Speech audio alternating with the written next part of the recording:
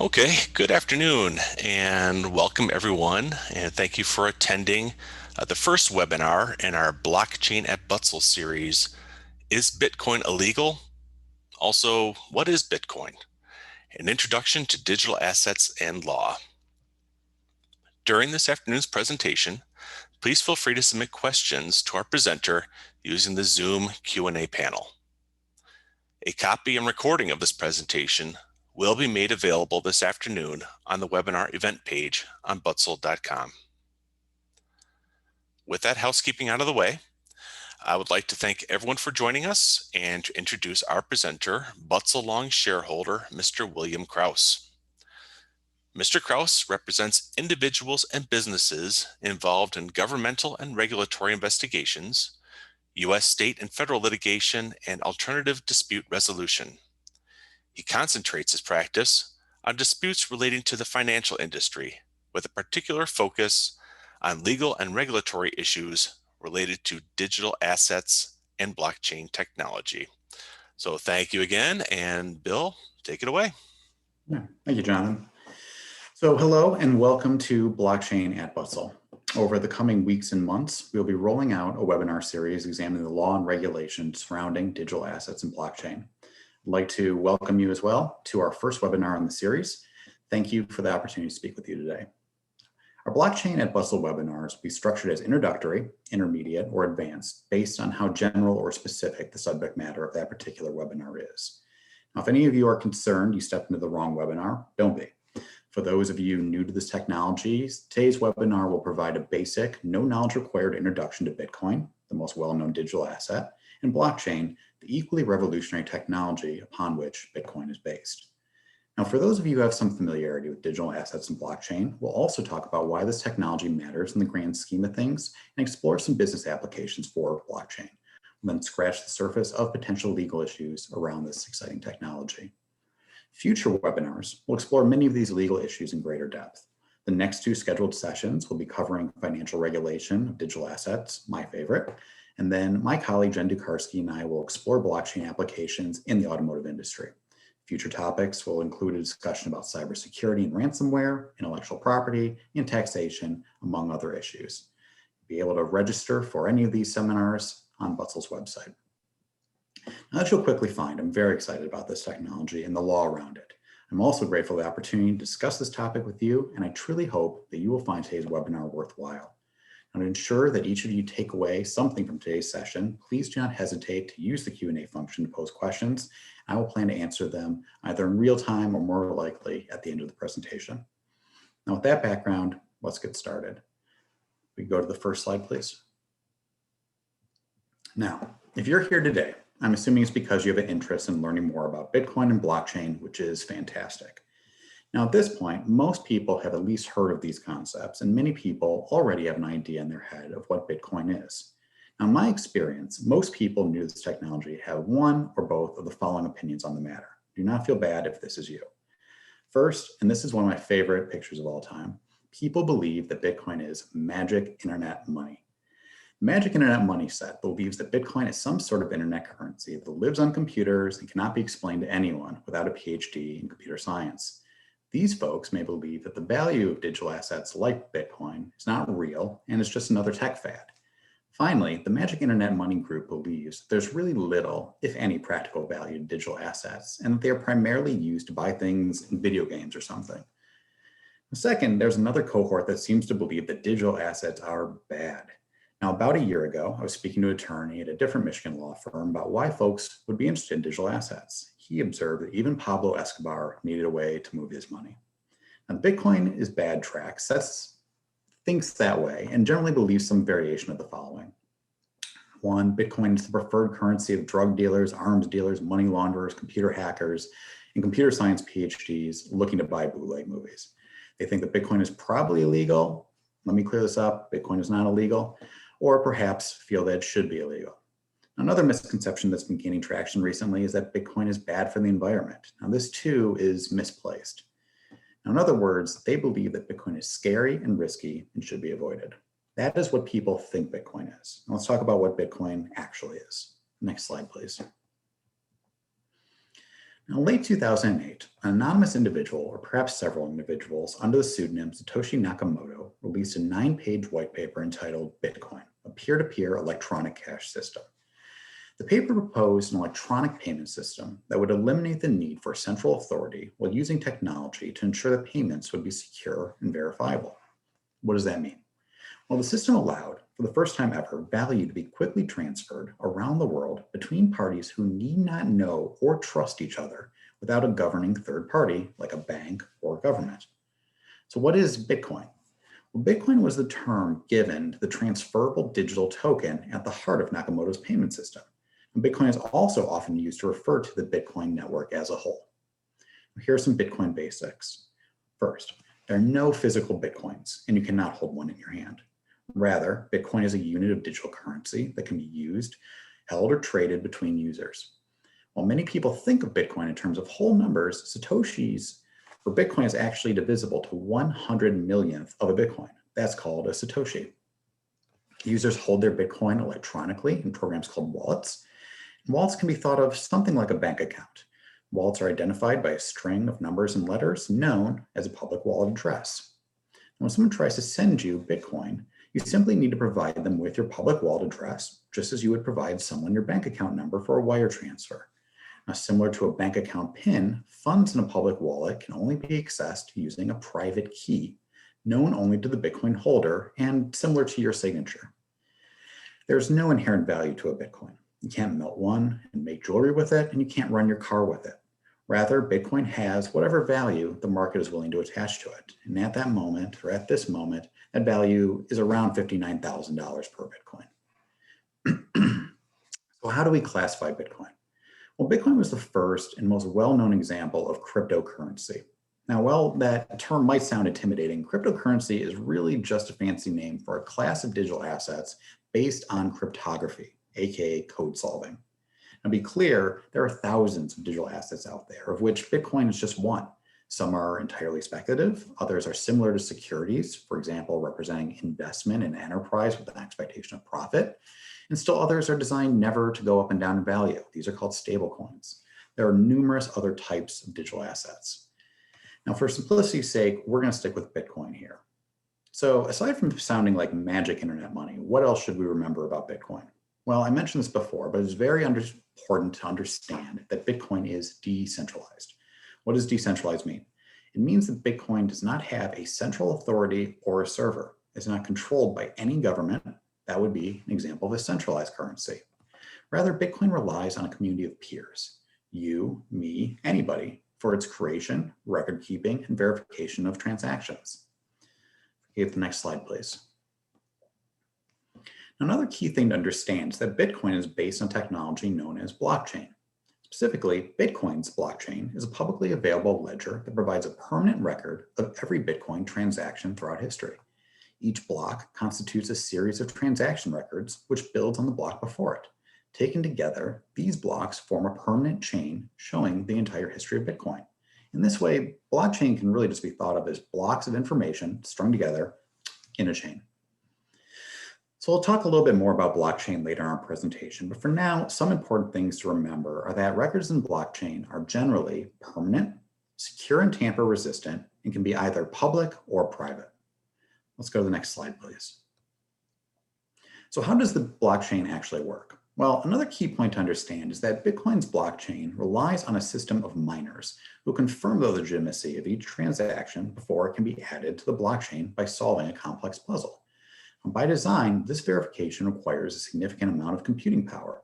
In exchange for their participation in the process, the first miner to correctly solve the puzzle has the opportunity to earn Bitcoin, which is automatically created by the system as a reward. This is how Bitcoin actually comes to be. Just like someone mining gold in Alaska with a pickaxe, people around the world are expending significant time, money, and effort to mine Bitcoin using computers and to add it to the system. So let's go to the next slide, please. So let's do an example of a Bitcoin transaction.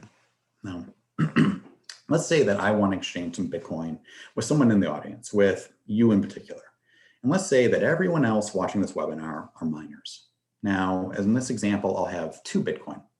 Now, in the first transaction, I want to send 1 Bitcoin to you. And I will do that by sending my Bitcoin to your public wallet address. Now imagine that every transaction that occurs is public and perfectly visible to everyone else, the other miners watching this webinar. Now watching this transaction, if the majority of the miners in the audience agree that I sent one Bitcoin to your wallet, that transaction is permanently added to a copy of the ledger that each of the miners in the audience have. Likewise, there'll be a permanent record that I now have just one Bitcoin in my wallet and you have one Bitcoin in your wallet. Now let's say that I then try to send two Bitcoin to someone else, but I only have one Bitcoin at this point. This is commonly referred to as the double spend problem. Bitcoin solves this. Will I be allowed to spend Bitcoin I already sent? No. Why not?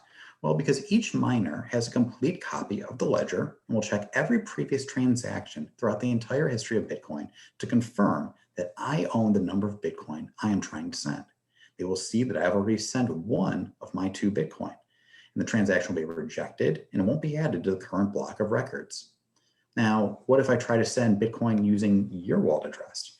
Once again, no, the transaction will fail because I don't possess your private key, of which there are an unfathomably large number of different possible combinations. Think of roughly 1 followed by 77 zeros. So let's go to the next slide, please. So what's the big deal? Well, against this backdrop, Bitcoin really is an incredible innovation for several reasons. First, this technology allows anyone with a computer to participate in the validation of financial transactions.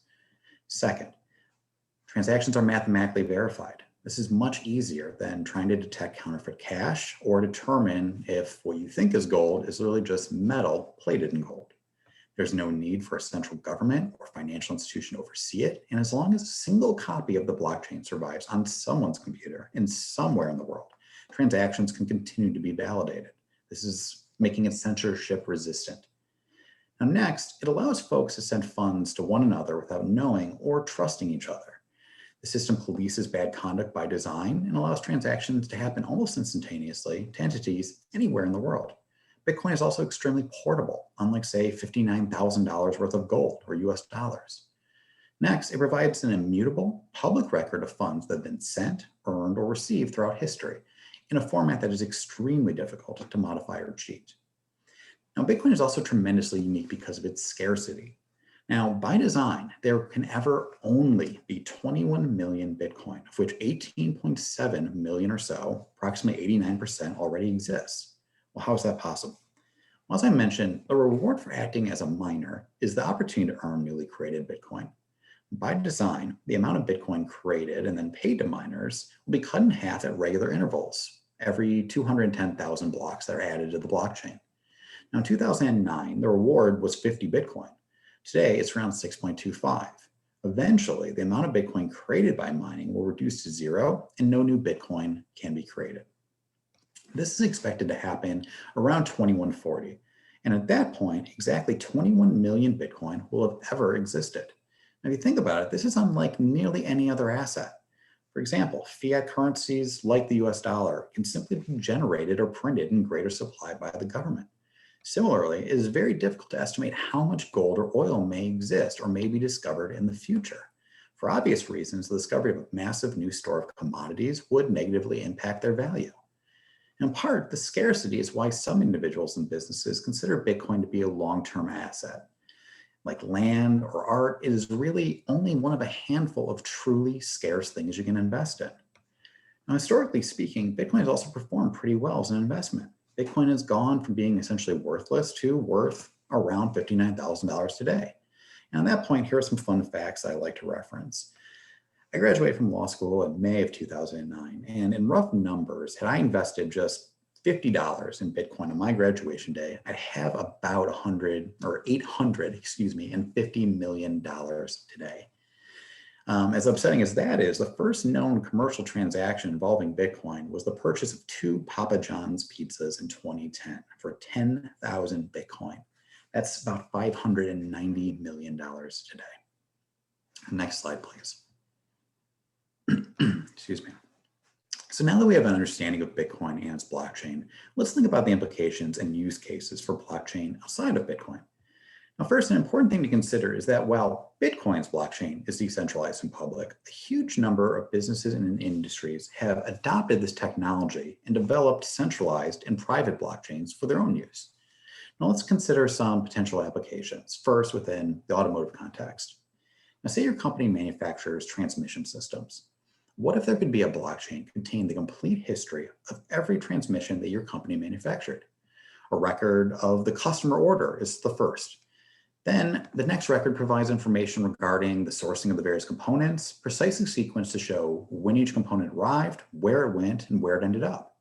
Imagine that there are then records showing each step of the assembly, showing, for example, timestamps, information regarding the employees or machines involved in assembly, etc.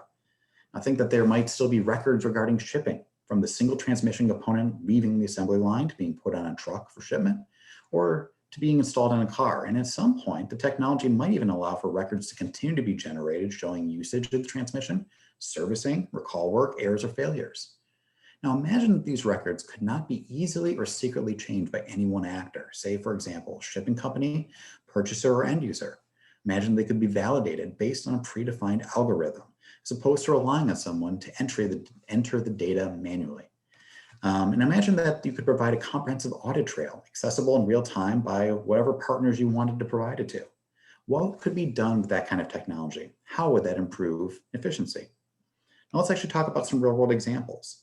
Bosch has explored the use of blockchain via an app to check and verify odometer data as a means of preventing odometer tampering and fraud.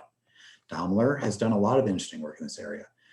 For example, studying a blockchain network to enforce supplier contractual obligations with the goal of improving sustainability and compliance obligations. And among other things, Ford has conducted a years-long study on how blockchain can be paired with hybrid electric vehicles and geofencing technology to compile data about vehicle use and air quality in city centers. There are many, many other real-world applications that are already out there today. Here's another example, health records.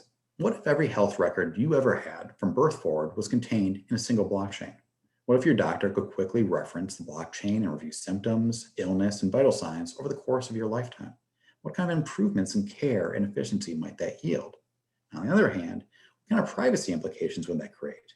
Similarly, what if your insurance company or your employer wanted a copy as well? These are just some of the legal questions we must consider. Now, this also is not hypothetical. During the COVID pandemic, we have seen governmental and private organizations utilize blockchain technology to track outbreaks in real time, to assist with contact tracing, and to track vaccine development and distribution. One interesting example is that you may have heard that vaccines being distributed have to be kept, or some of them have to be kept in very cold temperatures. One actual use of blockchain technology that we're seeing is hospitals are using blockchain to create a permanent, tamper-proof record of temperatures within refrigeration units holding these vaccines. In other words, the blockchain is being used to indisputably prove that the vaccines were handled properly at all times. Now, speaking of legal questions, you may have heard of smart contracts. This is just another potential application of blockchain. Now imagine, again, a contract that was able to independently and objectively verify whether a condition had been satisfied. For example, a shipment was or was not delivered on March 30th, and respond accordingly. For example, automatically paying damages from funds held in escrow without the need for lawyers or litigation. Guys, just think of everything we could do if we didn't need lawyers. This is just another potential application for blockchain technology for which we largely have Bitcoin to thank. Next slide, please. Now let's touch on some of the legal issues surrounding digital assets. While this technology has been around for some time, mainstream adoption is really just starting. This means that the regulatory system around digital assets and blockchain therefore has to either, one, be created from scratch, or two, and more commonly, apply old laws to new technology. And I do mean old. For example, the Commodity Exchange Act or the Securities Act of 1933 or Securities Exchange Act of 34. As the technology further evolves, so does the need for more far-reaching regulatory schemes. And I'm going to discuss in broad strokes some of the US regulatory concerns at this time. Now, let's start and try to define what a digital asset is. It's a security regulated by the SEC, right? Well, no, not necessarily.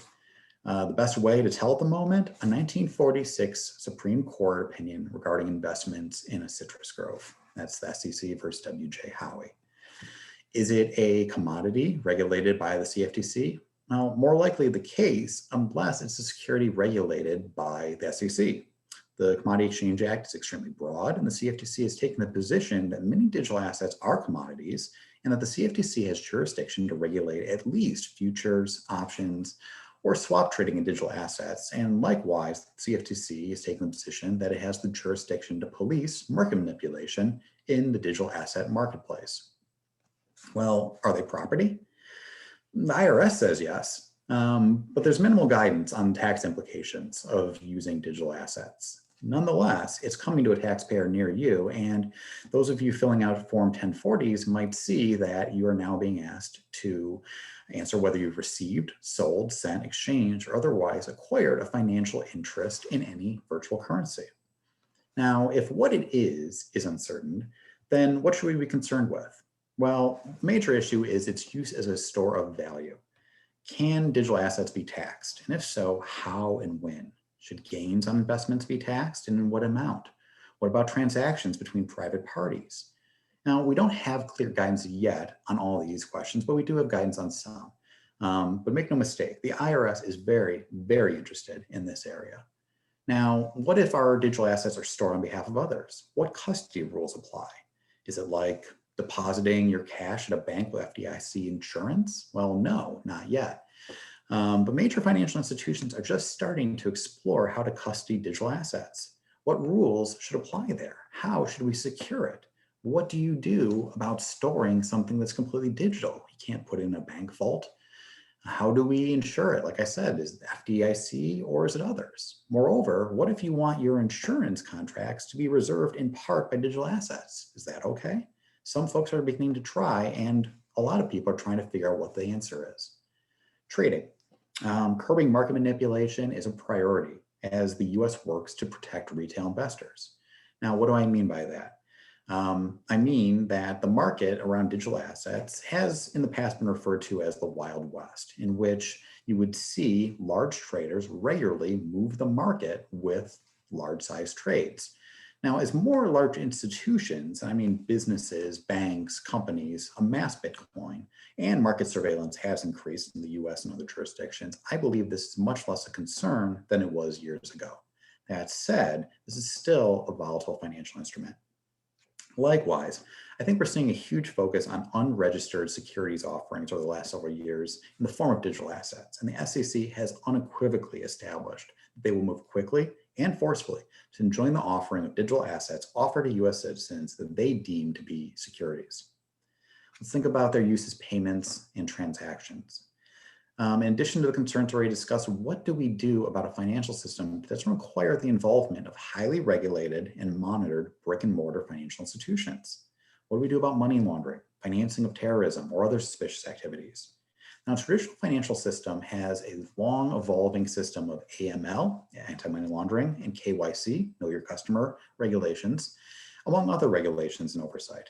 Now, similar safeguards don't always exist in this space, but FinCEN, among others, are very active here and will continue to be.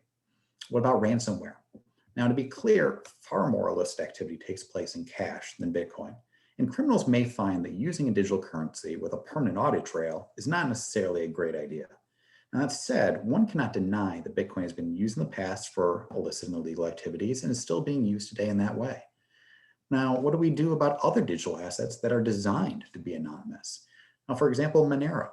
Monero was designed to be extremely difficult to identify the sender of the funds, the amounts, or the recipient. Should Monero be illegal? If so, who gets to say?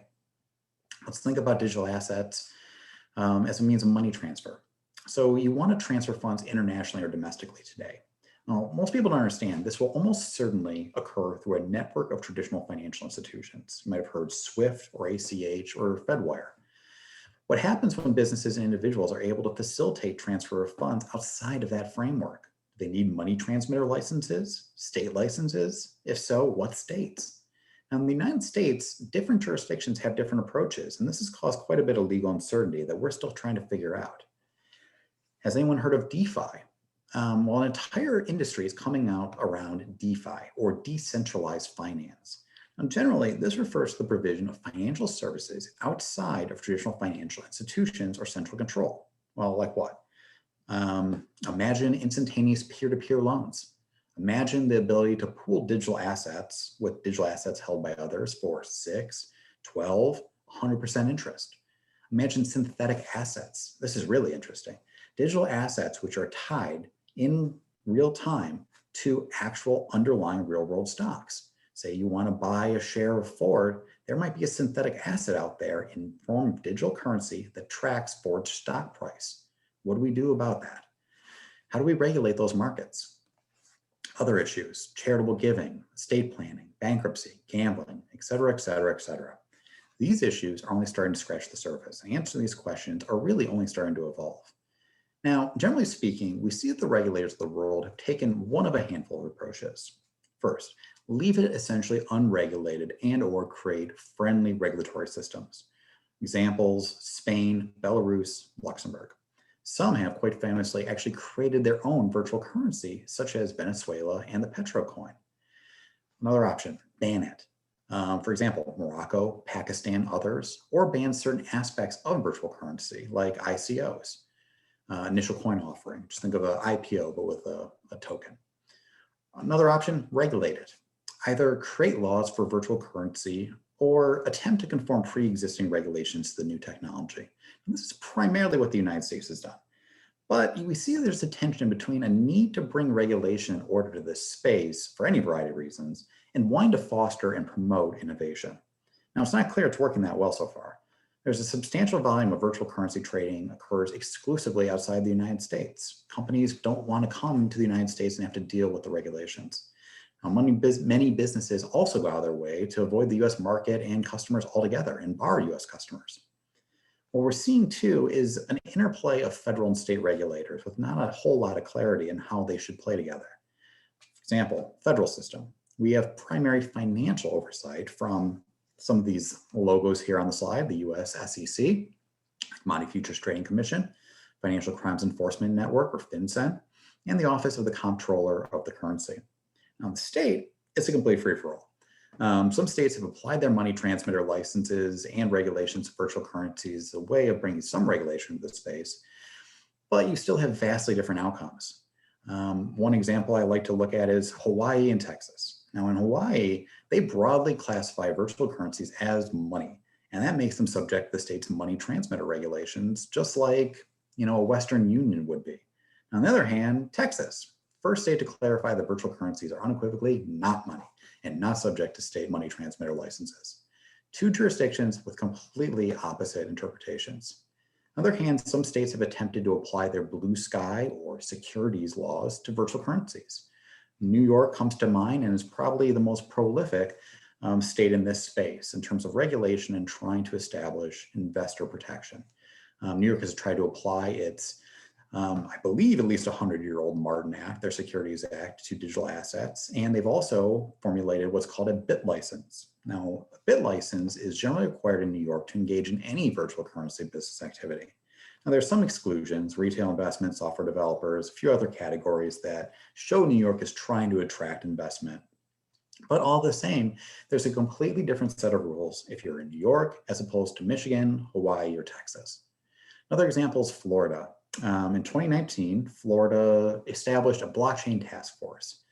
I'm going to read a little bit of what their prerogative was. The underlying legislation states that blockchain technology and distributed ledger technology allow the secure recording of transactions through cryptographic algorithms and distributed record sharing, and such technology has reached a point where the opportunities for efficiency, cost savings, and cybersecurity deserve study. Well, we've covered most of that already, but what it really means is states want to foster the expansion of these industries in their state. They want to recommend policies and state investments to help make their jurisdiction a leader in blockchain technology. And a lot of these states are also studying how government could benefit from the use of blockchain, for example, record keeping. Now you'll see that this approach is representative of what many states have done, essentially recognizing that the technology is here to stay and trying to better understand it while bringing in business and their tax dollars. To this end, Miami's mayor has actually made news recently by promoting the city of Miami as a new tech hub for digital asset companies, hoping to draw in investment from that space. I believe in the news you actually heard about Miami trying to feel out whether they could pay their workers and employees in digital assets. Expect other cities and states to try to make a splash the same way. Now, many states have actually already enacted or proposed some form of regulations in this space, and that will only continue as time passes and widespread adoption increases. Now, it's already difficult to navigate, and while some have proposed a uniform approach, there really hasn't been one thus far. Now, if any of you are lawyers, you might have been familiar with the term preemption, federal preemption. That basically means that the federal government takes over mostly jurisdiction in the space. Now, that's possible here. There's an act called the Token Taxonomy Act, that's a mouthful, that seeks to preempt conflicting state regulations and judicial decisions that muddy the regulatory waters. Next slide, please.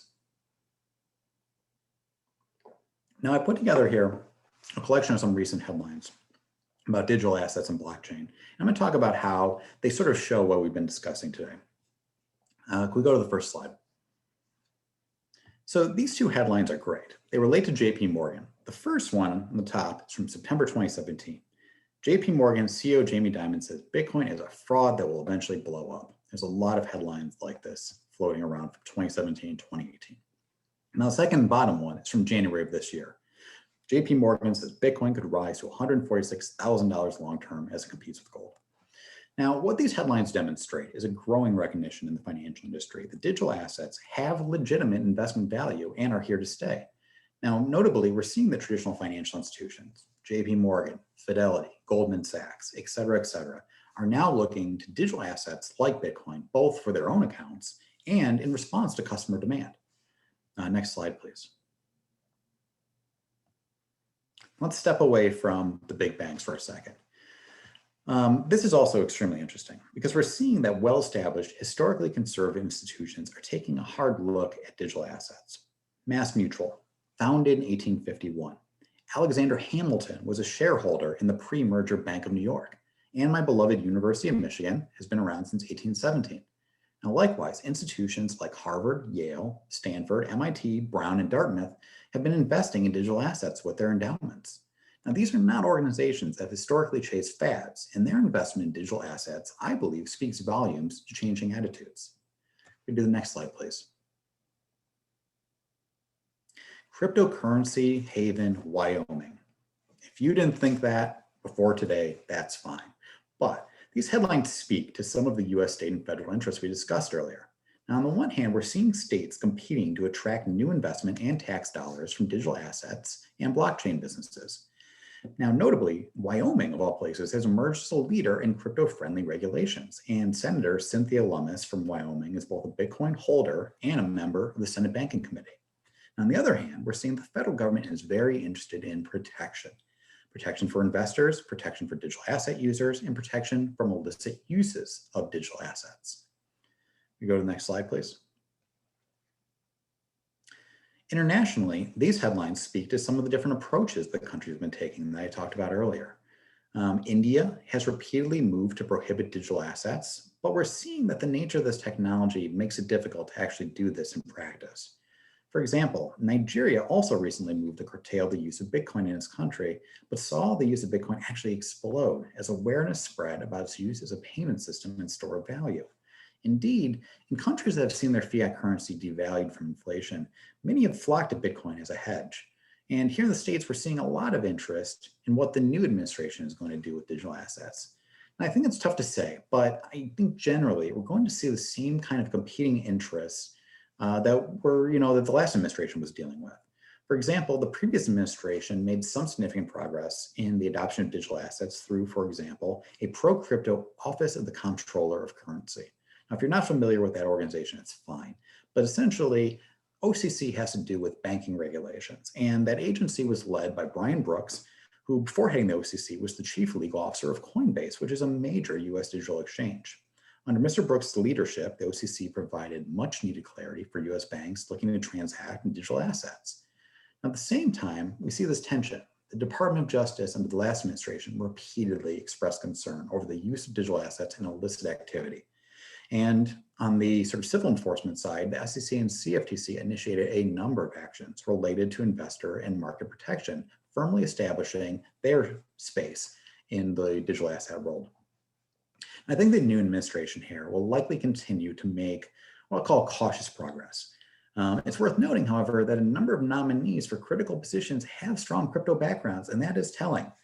Now, as one example, the nominee for the chair of the US Securities and Exchange Commission, a major organization in this space, is a man named Gary Gensler. Gary Gensler, among other things, taught courses on digital assets, blockchain, and policy at MIT. Now, leading candidate for the CFTC, another hugely important organization in this space, was named Chris Brummer. Mr. Brummer is also likewise extremely well-versed in digital assets and central bank digital currencies, which is a term for government-issued digital assets that I think we're going to hear a lot more about in the coming years. Next slide, please. Now, in business, we're also seeing the promise and pitfalls of digital assets. Now, Kia was in the news recently when their website was hacked and held ransom for Bitcoin. The use of digital assets in crime is going to continue to be an intense law enforcement area of focus. Now, on the other hand, Tesla made news by both buying Bitcoin en masse as an investment on its balance sheet and recently accepting Bitcoin as payment for its vehicles. You can go on Tesla's website right now, set up the vehicle the way you want it, and there will be a little button that says pay with Bitcoin. That's pretty amazing. This has paid off for Tesla so far, and the unrealized profit from their Bitcoin holdings last quarter, I believe, actually exceeded their profit from vehicle sales. Now, likewise, Tesla has recently announced that they intend to hold their Bitcoin as a long-term asset. That's a pretty strong message from a major organization that they expect Bitcoin will continue appreciating in value. Next slide, please. Now, some of you might have heard a couple of years back about Facebook's attempt to launch the Libra coin, or more recently, something was rebranded as the DM dollar or the DM coin. Now, for those who aren't familiar with that, a couple of years back, Facebook announced that they would be announcing or releasing this digital asset, and it triggered a governmental firestorm. It's another way of putting it. There were congressional hearings. Mark Zuckerberg was called to testify before Congress. A bill was introduced to prevent social media companies from issuing assets. And it sparked a broader discussion about how we should be regulating private businesses that seek to issue digital assets. Why? Well, let's think about this. Facebook has over 2.5 billion active users, billion with a B, around the world. Never before have the governments of the world been confronted with this situation where a private company could, if they wanted to, offer their own financial instrument overnight to 2.5 billion people around the world.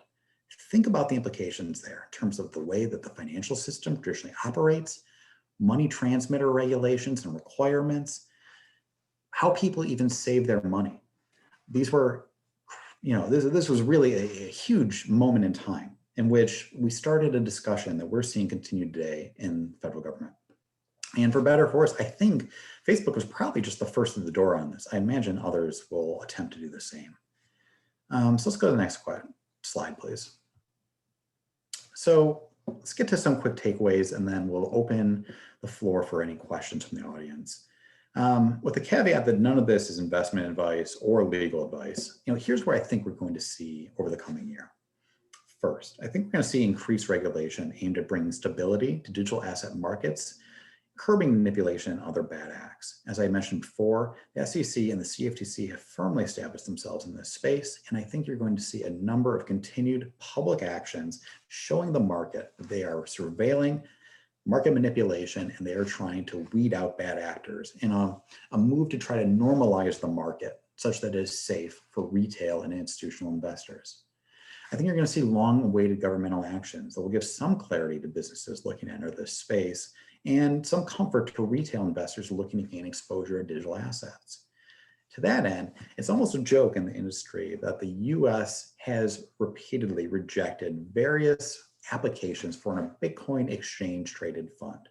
Now, broadly speaking, exchange-traded fund, if you're not familiar with it, is similar to something you might hold in your 401k.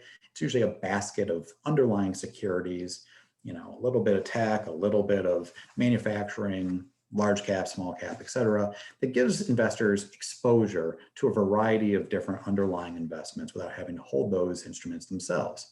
Now, I think, I'm hopeful that under the new direction of the SEC that might come to pass, we will see the first US Bitcoin exchange traded fund approved this year. That could mean that conceivably in the future, you might be able to invest in a Bitcoin ETF on your Vanguard or Fidelity 401k or brokerage account.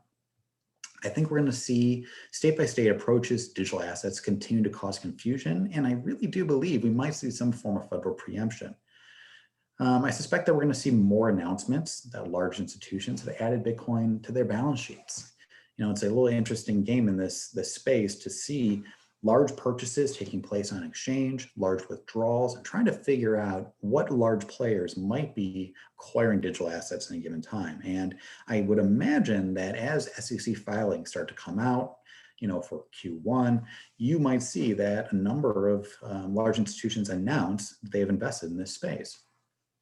I think we're also going to see continued expansion of how digital assets and blockchain are used in finance and business. There's a lot of exciting news in this area.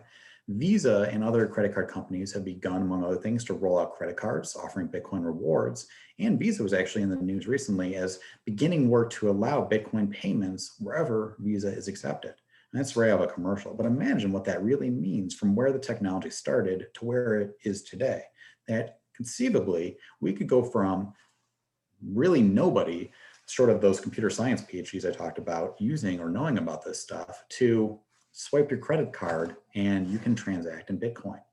PayPal likewise announced today, that users will soon be able to use their digital asset holdings to pay for goods and services at all 29 million online merchants that use PayPal. In the NFL and other professional sports leagues, we're also seeing athletes begin to request payment in Bitcoin. Large companies will continue to explore issuing their own digital assets, Facebook's Libra and later Diem, and I think, as I said before, eventually one will break through. Now, in closing, if you're paying attention now, I still believe you're early to this technology, believe it or not. And where it'll go is anyone's guess, but I do believe it's very much here to stay.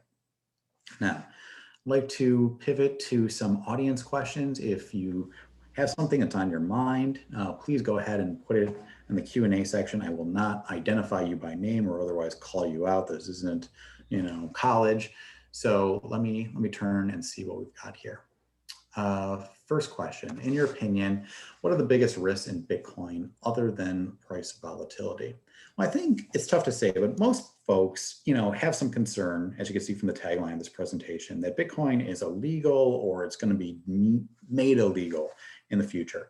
I don't think that's really going to happen in the US. Now, again, it's not legal advice or investment advice, so don't base your life savings on this stuff. But I think we're going to see that the US and other dominant jurisdictions are going to try to adopt this technology and move in a way in which they can foster innovation and development, regulate it, give some control and safety to its use, but not ban it, right? So I think most people think price volatility, this is in fact a huge risk, right? The price goes up and down. But then again, think about really its market cap and what it represents as an investment. I mean, most high reward investments are also high risk. So I think, again, biggest concern most people seem to have, it's going to be banned. I don't think it's going to be banned. Again, not legal investment advice. That's how I feel. Next question. How and when do Bitcoin and other cryptocurrencies establish their independent value? All references to date have been to the US dollar equivalent value. Unlike other currencies, cryptocurrency has not been established as legal tender. Do you see vendors and others pricing their services in cryptocurrency? That would really be incredible, wouldn't it? If you started thinking, and again, for some of the novices here, I mentioned Satoshi. Those are sometimes referred to as sats or stacking sats as a means of investing or saving Bitcoin, right? And a sat or a Satoshi is really 100 millionth of a Bitcoin. I mean, this is just, pennies essentially in terms of US dollars. But we see that among traders and other institutional players, they often will go and look at the price of things, including other digital assets, as marked against Bitcoin as a new benchmark, almost, but not really, like the US dollar. This coin is trading at 0.2 sats or something like that. So, I think its independent value is really going to depend on the market, right? I'd imagine that as retail, shops, merchants, whatever, folks providing goods and services, and this has already happened, start adopting Bitcoin and other digital assets as a means of payment. And it's tough to think about using Bitcoin as a payment because, we had the Papa John's guy. He spent 10,000 Bitcoin, which he thought was a great deal for 2 pizzas. And now he missed out on over $500 million. So notwithstanding that point, that uncertainty, I think you're going to see that the adoption is going to, I believe, change the way we think about digital assets and their usefulness. Whether we get to a place in time in which we think about, this is, this fraction of a Bitcoin or this many ETH or this many Cardano as opposed to a US dollar, I don't know. But, and I mean, this might sound crazy. There was a time in which folks would think about how much something was worth in terms of a Deutschmark or a different currency which no longer exists today. We do see over the course of time, different currencies ebb and flow in importance, significance, prominence, and who can tell what might happen with digital assets. Next question. Is Butzel Long considering Bitcoin for payment of fees? I think that's a kind of question I'm going to have to take up with someone way higher up the food chain than me. But, I think there's a lot of compelling reasons why merchants are looking at this. I had mentioned NFL players. Russell Okong, I believe was the gentleman's name, and forgive me if I get it wrong, but he made news by requesting that he be paid in Bitcoin. Well, having partial compensation in Bitcoin in coordination with a massive bull run and a price increase means that he's become one of the highest paid players in the NFL, right? Just because the value of his Bitcoin has gone up that much.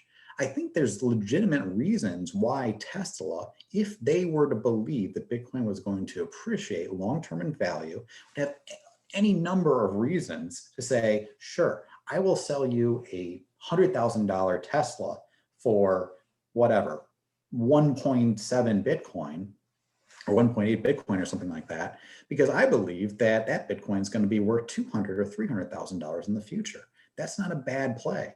So it is possible that we see businesses start to accept digital assets. Now, that said, accepting digital assets is one thing from a legal perspective. Transmitting digital assets, sending them, using digital assets to transact as you would, US dollars on a balance sheet, that starts to cause some of the legal issues that we're starting to explore, and which again, require a little bit of legal guidance and study. Next question. Is Bitcoin purchased from a broker? When someone wants to convert Bitcoin to cash, where do they go to do that? It's a great question. Yeah, in the United States, we see all sorts of ways you could do this.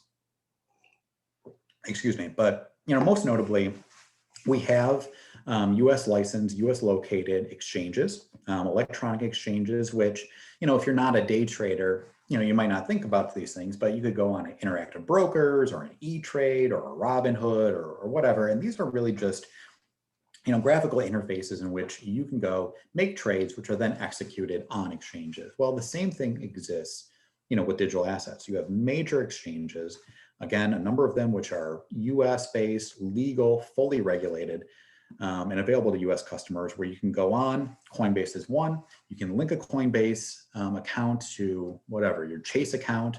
You can say, I want to put $100 in my Coinbase account, press a button, it withdraws it from JP Morgan.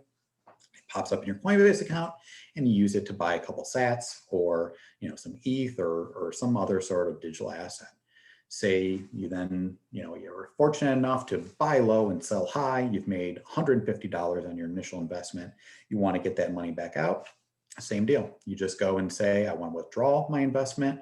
If you're on a Coinbase, you can go and really it's very simple. You just push a button and it will send the funds back to your Chase account or wherever you determine. And again, it's regulated, so you're subject to the KYC, the AML oversight and monitoring that the US government wants to see happening in this larger investment space. Other exchanges that are out there, Kraken is one. I think that's San Francisco based. Same type of deal. They'll send you a wire to wherever you want. In the start, there had been some real issues. And I think, a lot of the issues that people see are concerned about it at Bitcoin and digital assets in the past have to do with problems with these businesses gaining traditional banking relationships in the past. I don't know how to say it. It was sort of a regulatory nightmare. I mean, it's not easy now. It was way harder a couple of years ago because nobody really knew what to do with these things, right? And you would see situations in which there'd be a bank, they would start to do business with a digital asset exchange. they'd say, great, okay, and we're now handling withdrawals and deposits, in US dollars to the exchange. And then all of a sudden, somebody would get spooked or there'd be some compliance problem and boom, the banking relationship would get cut off. One notable example was Wells Fargo.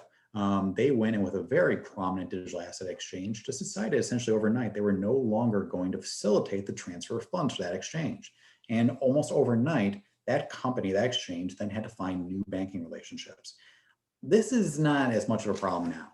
Banks are getting comfortable with the idea of digital assets, in part because of that guidance we had seen from the OCC under Mr. Brooks, and in part because you're actually seeing states that are going out of their way to make it easy and friendly for banks to deal in digital assets. Wyoming is one example. Kraken, the exchange I had mentioned, is actually in process of opening a bank in Wyoming, right, as a means of sort of bridging the gap between digital assets and traditional assets. So it's a long-winded way of saying that, on-ramps, as they would call it, for fiat currency or US dollar here to digital assets, it's actually not that confusing. Like other traditional financial instruments, if you get very large purchases, you actually see that there are now institutional desks which have come about.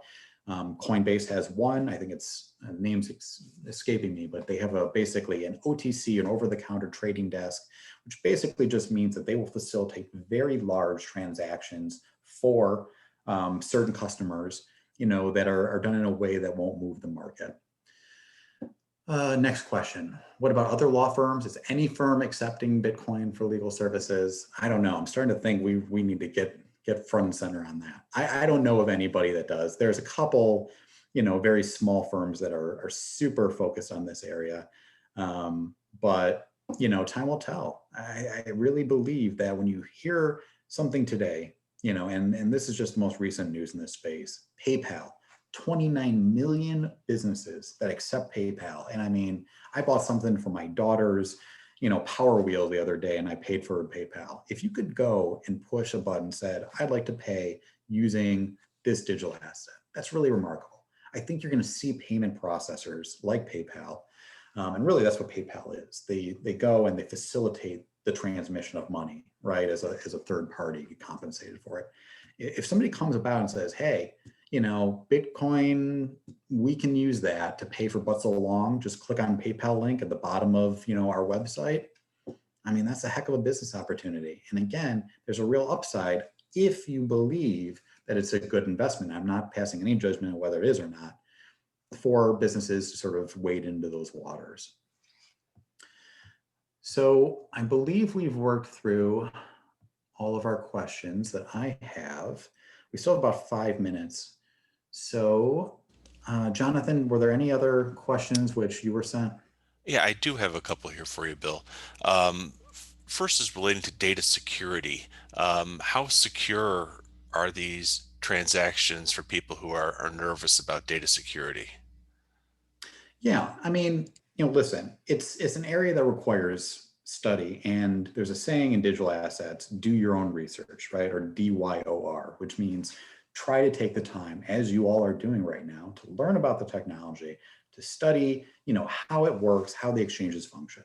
But that said, it's pretty secure stuff in a lot of ways. You go and you think about a digital transaction, or you think about a cash transaction, and I go and I'm standing in the middle of downtown Chicago or New York or something like that, and I want to buy something from someone, okay, and I want to do it in cash.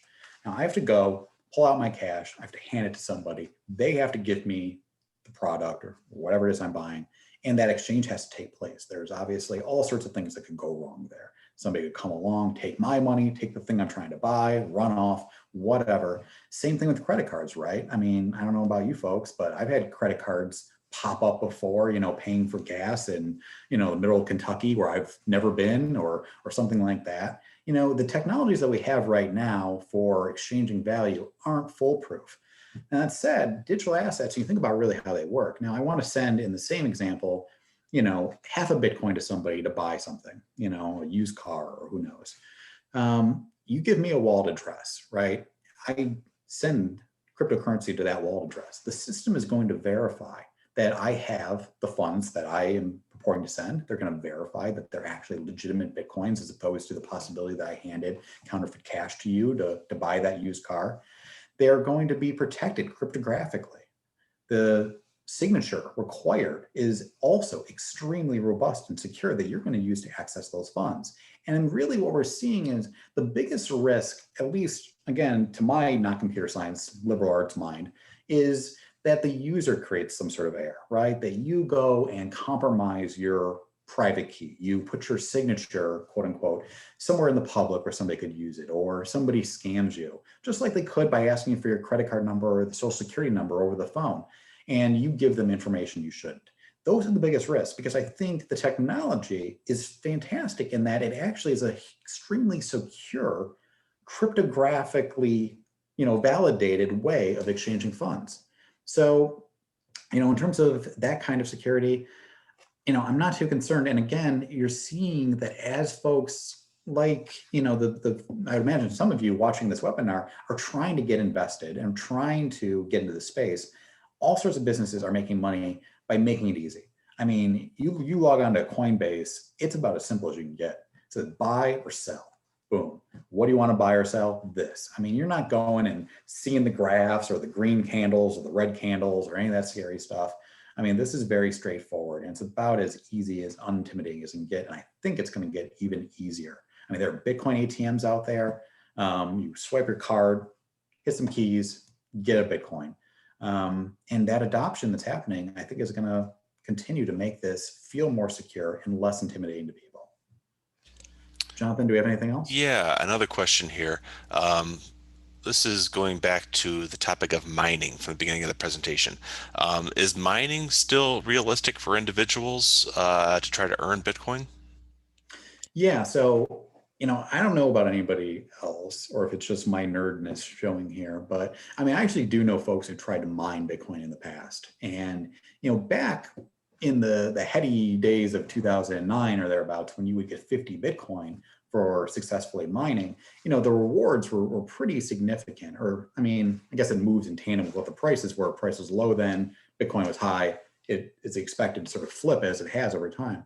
But, mining right now, again, not legal advice, not investment advice, it's pretty tough to make money mining. The companies that do it, that are competitive doing it, I mean, are really well-funded, large businesses. And you have to imagine, if you've never seen, when we talk about the cloud, people don't understand that those are just rows and rows of servers sitting in a cool warehouse somewhere with HVAC and all sorts of cool stuff.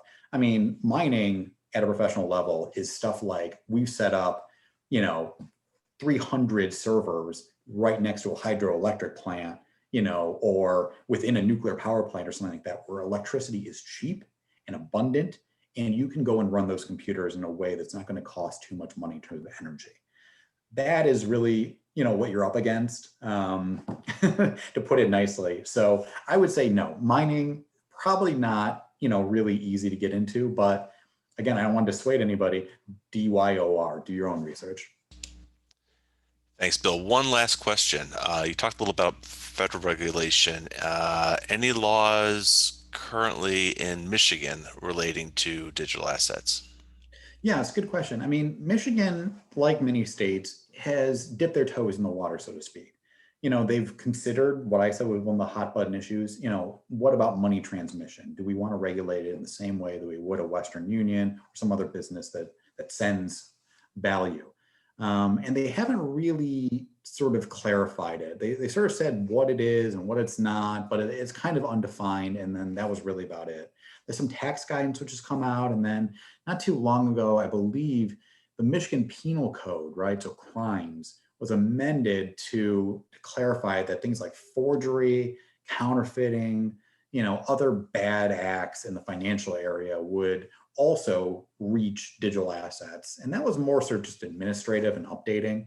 The laws, as I recall, weren't, designed to target digital assets, but just to make sure that there was no definitional problem with applying a traditional pre-existing financial law to digital assets. If I hadn't mentioned it, I'll mention it now. I think there's been some study from the Michigan Department of Treasury as to how virtual currencies, can be taxed when they're used.